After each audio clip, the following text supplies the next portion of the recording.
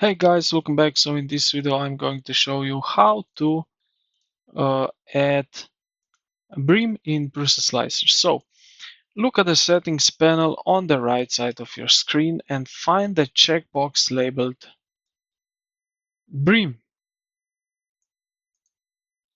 So it's right over here. Now check and turn it on, and now slice. Now in the bottom right corner to generate this thing. All right. If your model is prone to severe warping, or if the brim is sticking too tightly to your part, you can customize how it behaves. So let's go to the print settings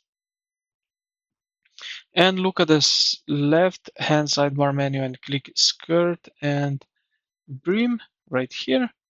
Find the section labeled brim, so the second one, and here is the most helpful settings to adjust. So we have brim type, so choose outer brim only.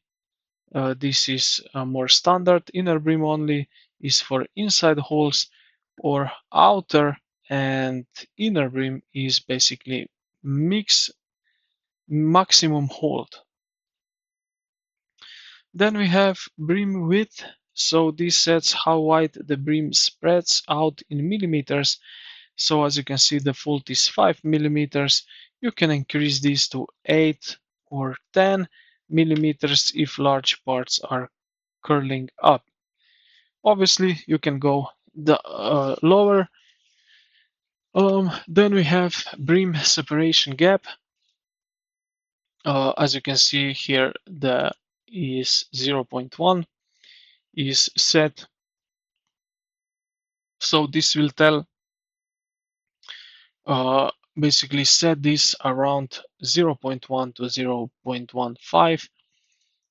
Sorry, like that. It will basically peel off cleanly, easily. So yeah, make sure it's somewhere around 0.1. And yeah, this is pretty much it. I hope this video helped you out. If you did, consider to like the video and subscribe to the channel. Thank you for watching, and I will see you in the next